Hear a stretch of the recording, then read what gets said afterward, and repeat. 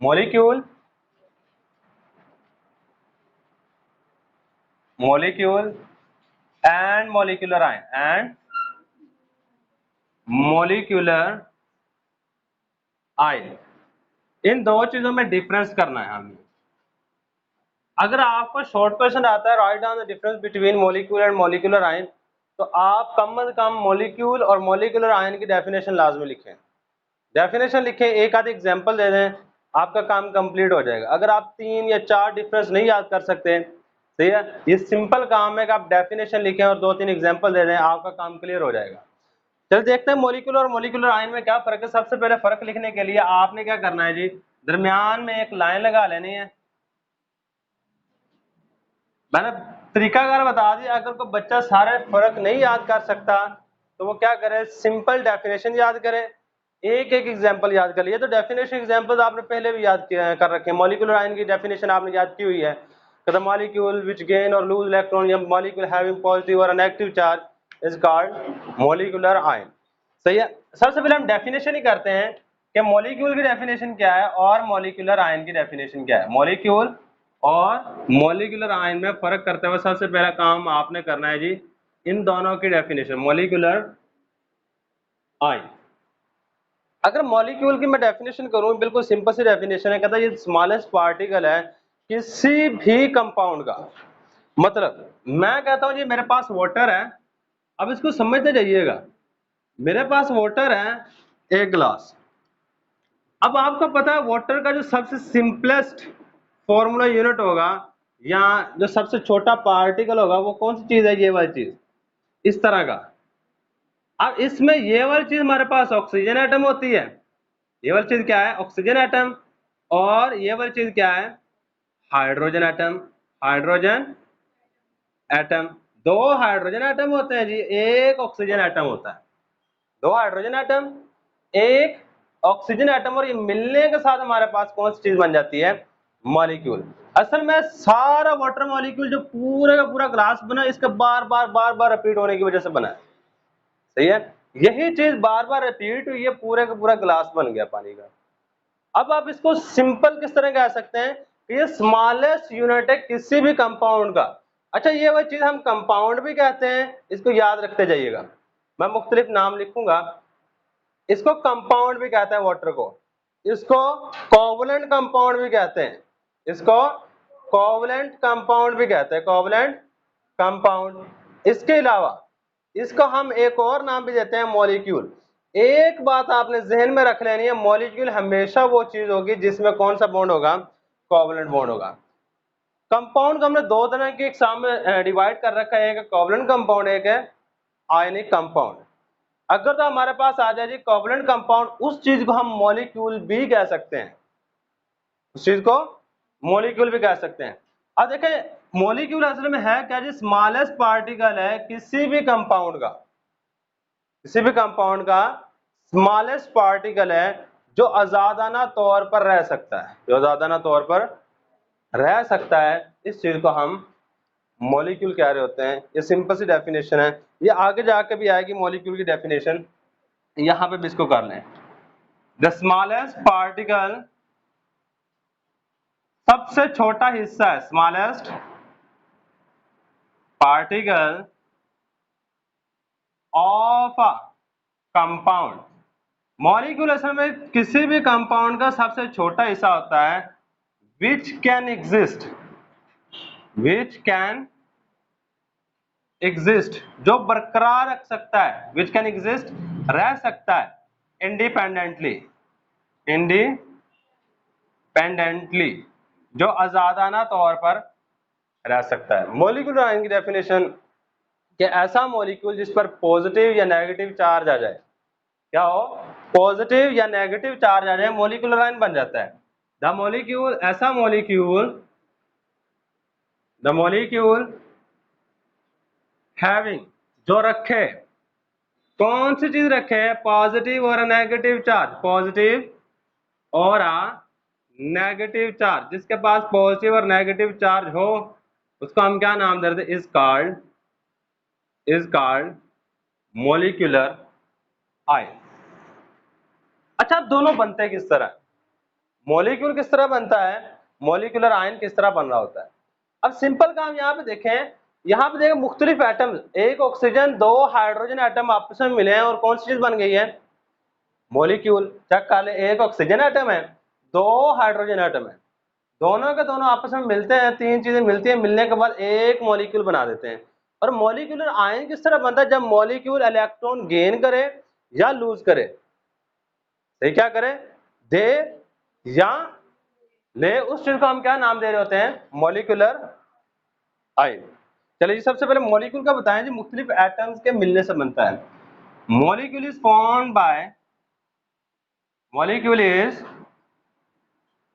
Formed by, molecule बन रहा होता है, किस तरह बन रहा होता है, by the combination of, combination किसको कहते हैं जी, मिलने को, बाय द कम्बिनेशन, कम्बिनेशन कहते हैं मिलना, combination of different atoms, different atoms, मुख्तलिफ एटम्स के मिलने से बन रहा होता है। जबकि मॉलिक्यूलर आयन क्या करता है, जब एक इलेक्ट्रॉन दे दे या ले ले, by lose or gain of electron a molecular ion is formed। molecular ion किस तरह बनता है, जब कोई भी एटम एक इलेक्ट्रॉन देता है या लेता है, molecular ion is formed, molecular ion is formed, molecular ion बन रहा होता है due to, किस वजह से, due to lose or a gain of electron, lose or a gain of electron, gain of electron, ये चीज है जी। अब आपने मुझे ये बात बतानी है, क्या मॉलिक्यूल के ऊपर कोई चार्ज होगा, मॉलिक्यूलर आयन पे होगा, बिल्कुल सही है। अब देखें, मॉलिक्यूल इज अ न्यूट्रल, या मॉलिक्यूल इज न्यूट्रल, मॉलिक्यूल क्या है जी, मॉलिक्यूल इज न्यूट्रल, मॉलिक्यूल पे ना तो पॉजिटिव चार्ज होता है ना ही नेगेटिव चार्ज होता है। जबकि अगर मैं बात करूं मॉलिक्यूलर आयन की, मॉलिक्यूलर आयन हमारे पास होता है, molecular ion is, molecular ion is, या मॉलिक्यूलर आयन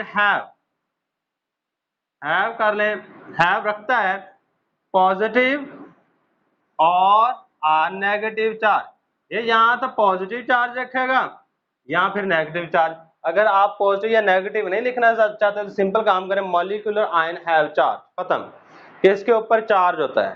चार्ज जब बात करेंगे पता चल जाएगा, या तो पॉजिटिव होगा या फिर नेगेटिव होगा।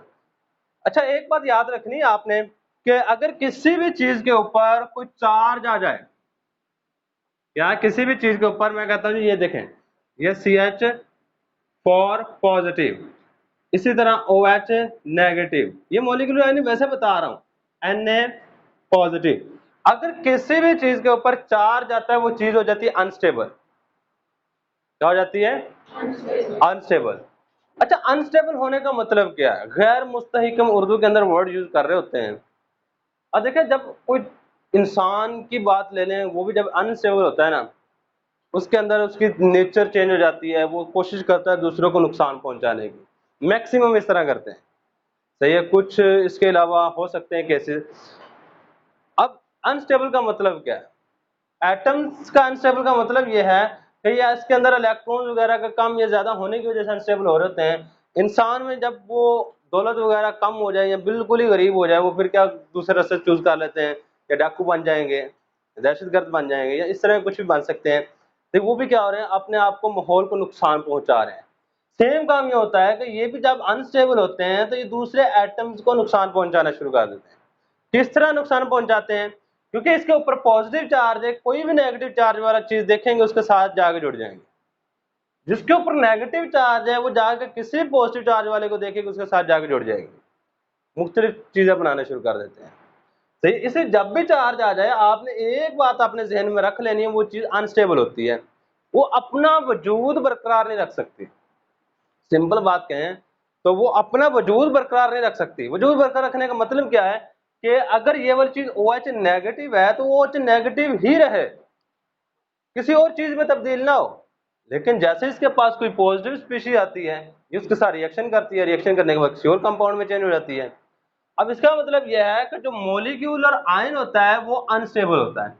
वो क्या होता है, अब कंपाउंड के, ये मॉलिक्यूल की एग्जांपल मैंने वाटर दी है, सही है, वाटर एग्जांपल दिया। आप देखें वाटर का ग्लास लेके कोई 10 दिन के लिए आप कमरे के अंदर रखते हैं, क्या कभी हुआ है कि वाटर चेंज हो गया किसी और चीज में बदल गया हो? हाँ, ये हो सकता है कि वो वेपर में चेंज हो जाए, लेकिन वेपर में भी चेंज होके वो वाटर ही रहेगा। वो क्या रहेगा? वाटर ही रहेगा, वो वाटर से किसी और चीज में नहीं चेंज हो जाएगा।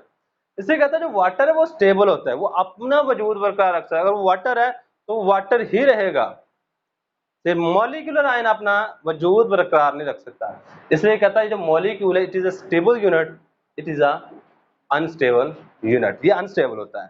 चलें बात लिखें कि ये क्या है हमारे पास, it is a stable unit, it is a stable unit. और ये क्या है? It is a unstable unit, it is a unstable unit. Last में एक काम करना है ये आपने, वो क्या है कि आपने चाहते हैं कि एग्जांपल्स लिखनी है मॉलिक्यूल और मॉलिक्यूलर आयन की। तो ये एग्जांपल्स आपने वैसे भी याद कर रखी हैं, मैं चाहते हैं कि एग्जांपल लिखने लगा हूं, तो ये हेडिंग दे लीजिएगा। आपकी बुक में इस चीज का जिक्र नहीं किया गया, लेकिन आप दे सकते हैं, क्योंकि डिफरेंस लिखना है, आपकी मर्जी भी तो कुछ ना कुछ चल सकती है।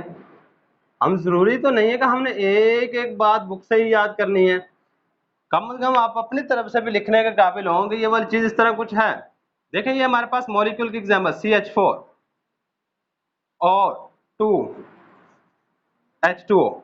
यहाँ पे क्या करना है, कोई भी मॉलिक्यूल डालें, मैं कहता हूं CH4 और O2, इसके ऊपर आपने काम सिंपल करना है, ये पॉजिटिव साइन यूज कर देना है।